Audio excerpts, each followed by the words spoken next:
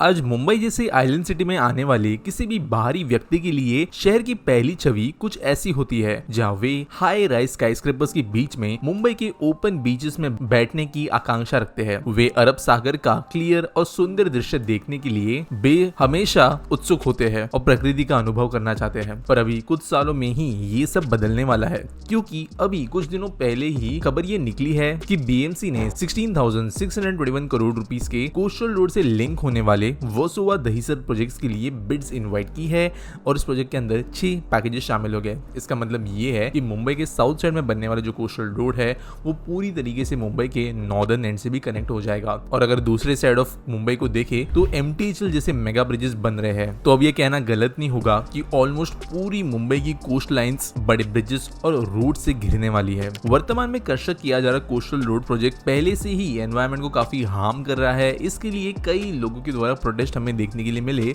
लेकिन सिर्फ यही नहीं, लेकिन कोस्टल रोड जितने फंड्स मुंबई के ले रहा है, पूरे के पूरे मुंबई के टोटल फंड के अंदर वो भी चर्चा का विषय रहा है। इन सब के बीच में ये चीज अब सोचना गलत नहीं होगा कि आज मुंबई की मेट्रो लाइंस जिनकी ज्यादा जरूरत है, मुंबई को उनके कंस्ट्रक्शन में तेजी देखने को नहीं मिल रही, बल्कि कई सारे ऐसे इश्यूज भी हुए हैं जहां पर इनवाइट किए गए बिड्स को कैंसिल किया गया। जो प्रोजेक्ट्स दर्शकों पहले प्लान किए गए थे ऑन पेपर, वो अगर आज बन जाते तो मुंबई की क्राउडिंग की समस्या कुछ हद तक क्लियर हो सकती थी। वो प्रोजेक्ट्स अब तक अपना कंस्ट्रक्शन शुरू नहीं कर पाए। कई ऐसे प्रोजेक्ट्स हैं जो अप्रूव तो हो चुके हैं, लेकिन उसके बाद में उनके ऊपर कोई ज्यादा काम होते हुए नजर नहीं आता। तो क्या गवर्नमेंट का महत्वपूर्ण प्रोजेक्ट्स को नजरअंदाज करके सिर्फ ब्रिजेस को प्राथमिकता देना सही है? जानते हैं इस वीडियो में। पर आगे बढ़ने से पहले अगर आपने अभी तक हमारे चैनल को सब्सक्राइब नहीं किया है तो प्लीज सब्सक्राइब कर ले, क्योंकि उससे हमें बहुत सपोर्ट मिलता है। कोस्टल रोड मुंबई का एक बहुत अहम प्रोजेक्ट है और ये बहुत पहले ही प्लान किया गया था। इस प्रोजेक्ट को समझना जरूरी है इस वीडियो के लिए। इस प्रोजेक्ट के 3 फेजेस है। पहला फेज जो है वो साउथ मुंबई के मरीन लाइन से लेकर बांद्रा-वर्ली सीलिंग तक जाएगा और ये जो कोस्टल रोड इसके बारे में आप हर जगह सुनते होंगे और इसका काम ऑलमोस्ट कंप्लीट हो चुका है। सेकंड फेज है बांद्रा से लेकर वर्सोवा तक बनने वाला एक ब्रिज। ये ब्रिज जुहू बीच के सामने से जाएगा और इसके ऊपर भी कंस्ट्रक्शन चल रहा है और ये one of the longest bridges होगा पूरे देश के अंदर का। तीसरा फेज जो है वो है वर्सोवा से लेकर मुंबई के नॉर्दर्न मोस्ट पार्ट दहिसर तक बनने वाला ब्रिज और इसके कारण होगा ये कि साउथ मुंबई से लेकर नॉर्थ मुंबई के आखिरी छोर तक डायरेक्ट एक्सप्रेसवे लेवल कनेक्टिविटी बन जाएगी और इसी के टेंडर्स रिसेंटली निकाले गए हैं। तो पहले जहां हम सोच रहे थे कि सिर्फ साउथ बॉम्बे में ही ब्रिजेस बनने वाले हैं, तो ये अब समझ आ गया कि ऐसा नहीं है। ये साफ हो गया है कि मुंबई के पूरे वेस्टर्न पार्ट में समुद्र के ऊपर भी ब्रिजेस बनते हुए नजर आएंगे। अब यह अच्छी बात है कि सरकार मुंबई के अंदर हाई स्पीड और अच्छे लेवल के ब्रिजेस बना रहे हैं ताकि यहाँ का रोड कंजेशन कम हो सके। लेकिन यहाँ पर ब्रिजेस को समुद्र के ऊपर बनाया जा रहा है, कुछ जगहों पर मैंग्रोव्स के ऊपर। फेज 1 में कुछ हद तक जमीन रिक्लेमेशन की गई है। वर्सोवा तक जाने वाले स्ट्रेच में जमीन महंगे होने के कारण समुद्र द्वारा यहाँ पे इस ब्रिज को बनाया गया है। पर एटलीस्ट क्या वर्सोवा से दहिसर में आने वाले स्ट्रेच में समुद्र की जगह जमीन के ऊपर ब्रिज नहीं बनाया जा सकता था? अब वैसे दोस्तों एग्जैक्टली ब्रिज जो है डायरेक्टली ऐसे नहीं बनता है कि समुद्र में से बन रहा है, ये थोड़ा इनलैंड ही आता है, लेकिन आप कह सकते हो कि थोड़े सेंसिटिव जोन में से ही ये गुजरता है। कोस्टल रोड के पहले और दूसरे फेज के बारे में बात करें तो ये ऐसे रीजन्स थे जिनमें रोड कंडीशंस इतनी अच्छी नहीं थी। मेरा रोड कंडीशन से मतलब मेरा ये है कि पुराने नैरो रोड्स, आने वाला ट्रैफिक, यहाँ पर होने वाला कंजेशन, इन चीजों की वजह से कोई ड्रास्टिक मेजर बहुत अर्जेंट था। इसलिए फेज 1 और even phase 2 of coastal road project जो है इसको हम इंपॉर्टेंट बोल सकते हैं, जिसके लिए कुछ एनवायरमेंटल इश्यूज को साइड में रखते हुए लार्जर बेनिफिट को देखा जाए तो वो चीजों के अंदर डिसीजन लेना सही रखता है। लेकिन फेज 3 की अगर हम बात करें तो इस प्रोजेक्ट के अंदर जो खाली स्पेसेस थे उनके अंदर से भी ब्रिजेस बनाए जा सकते थे, लेकिन ऐसा लग रहा है कि ऐसा नहीं होगा। लेकिन मेरा इशू जो इस वीडियो के अंदर है वो गवर्नमेंट के ब्रिजेस बनाने या न बनाने से लेकर नहीं है। मेरा पूरा जो चैनल है वो इंफ्रास्ट्रक्चर के ऊपर बेस्ड है और ऑब्वियसली मैं इंफ्रास्ट्रक्चर को हमेशा सपोर्ट करूंगा और इन प्रोजेक्ट्स को भी मेरा सपोर्ट है। लेकिन विषय ये है कि क्या गवर्नमेंट बहुत ही ज्यादा प्रायोरिटाइज कर रही है रोड प्रोजेक्ट्स को कंपेयर टू दूसरा प्रोजेक्ट? क्योंकि वर्तमान में विरार तक मेट्रो बनने के लिए सिर्फ प्रपोजल को ड्राफ्ट लेवल पे अप्रूव किया गया है। इसके लिए फंड जो है एक्चुअल में अब तक आया नहीं है और कोई ऐसा हमें लैंड एक्विजिशन, टेंडरिंग, ऐसा कोई काम अब तक शुरू होते हुए नजर नहीं आया है। विरार, नालासोपारा, वसई, इन जैसे रीजन्स के अंदर लाखों लोग रहते हैं जो कि मेट्रो लाइन का लाभ ले सकते थे मुंबई के अंदर ट्रैवल करने के लिए, और लोकल ट्रेन के ऊपर लोड इसकी वजह से कम होता, लोगों को कंफर्टेबल और एक बेटर फ्रीक्वेंसी वाली सुविधा मिलती, जिसके कारण मुंबई में ट्रैवल करना उनके लिए आसान बन जाता। लेकिन अब तक ये प्रोजेक्ट जो है ज्यादा आगे नहीं बढ़ पा रहा। At the same time similar situation है लाइन 14 के साथ में। ये प्रोजेक्ट भी लाखों लोगों को हर दिन सर्व करने का पोटेंशियल रखती है।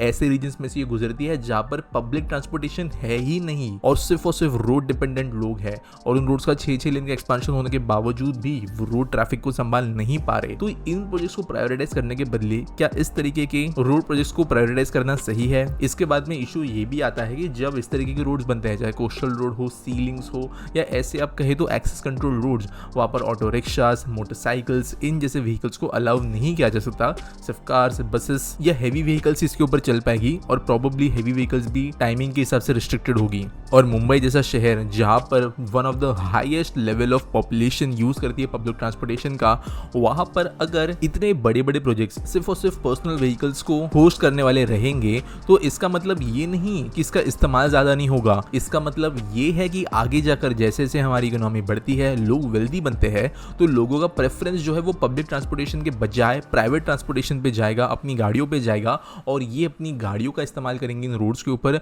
जो कि फिर से कंजेशन, ट्रैफिक और इन जैसी समस्याओं को बढ़ाएगा और ऑब्वियसली पोल्यूशन को भी, क्योंकि ऑब्वियसली पेट्रोल डीजल पर गाड़ियां चलती है।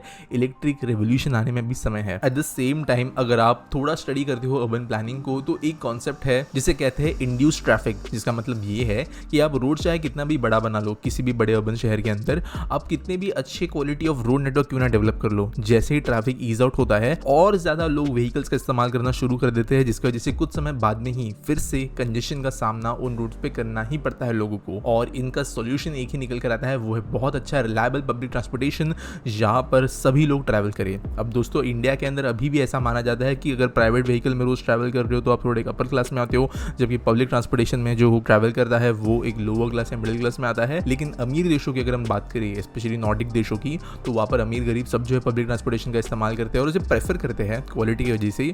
और कहीं ना कहीं पर हमारे शहरों के अंदर ये होना ज्यादा जरूरी है। रिसेंटली नई मेट्रो लाइंस 2A और 7 खुली थी मुंबई के अंदर, जो शुरुआती दिनों में ही वेस्टर्न लोकल ट्रेन में से 1 लाख लोगों की राइडरशिप को कम कर पाई थी सिर्फ एक दहीसर स्टेशन में से। और एक क्लियर इंडिकेशन ये था कि ये मेट्रो लाइन सक्सेसफुल हुई। ये 1 लाख का जो आंकड़ा मैंने कहा ये काफी शुरुआती दिनों का था और रिसेंटली बीच में बारिश की वजह से कुछ इश्यूज हो रहे थे, ट्रेन ठीक से नहीं चल रही थी लोकल में, तो यहाँ पर इन मेट्रो लाइंस ने बहुत ही ज्यादा हैवी राइडरशिप देखी थी लाखों की संख्या में। लेकिन सरकार इस क्लियर डेटा के बावजूद जो फंड आ रही है वो बाकी मेट्रो लाइंस को पैरेलली शुरू करने के लिए इस्तेमाल नहीं कर पा रही। वहीं पर 12 साल से मुंबई के बगल में ही नवी मुंबई के अंदर सिर्फ एक मेट्रो लाइन जो बन रही है वो भी खुल नहीं पा रही। मुंबई के अंदर स्लम्स का इतना बड़ा इशू है, जिसके लिए धारावी डेवलपमेंट प्रोजेक्ट जो साल 2000 में कंसेप्चुअलाइज किया गया था वो कभी अभी जाकर एक्चुअल में ट्रैक्शन पकड़ता हुआ नजर आ रहा है। और मेरा कहने का मतलब ये बिल्कुल भी नहीं कि गवर्नमेंट को इस तरीके के कोस्टल प्रोजेक्ट्स नहीं बनाने चाहिए। मेरा कहना बस इतना है कि कुछ ऐसे प्रोजेक्ट्स है अभी भी जिसकी जरूरत ज्यादा है गवर्नमेंट को और फंडिंग कहीं ना कहीं पर इन प्रोजेक्ट्स को देना जरूरी है। हालांकि ये वीडियो बहुत ज्यादा ओपिनियन बेस्ड है, तो आप लोगों के पास में प्रैक्टिकल रीजंस भी हो सकते हैं और अपने खुद के ओपिनियंस भी हो सकते हैं जिनको आप कमेंट्स में मुझे जरूर बताना। लेकिन बात सिर्फ ये है कि प्रायोरिटी लिस्ट ज्यादा से ज्यादा लोगों को बेनिफिट पहुंचाने वाली हो, ऐसी बननी चाहिए, ना कि कुछ स्पेसिफिक सेक्टर्स और सोसाइटी को बेनिफिट पहुंचाने वाली। रोड जरूर बने बट साथ में ये चीजें भी। उम्मीद करता हूँ ये वीडियो आपको अच्छी लगी होगी। मुझे कमेंट्स में आपके जो भी ओपिनियन है वो जरूर बताना और अगर मैं गलत हूँ तो उसके बारे में मुझे जरूर बताना। मिलेंगे अगले वीडियो में।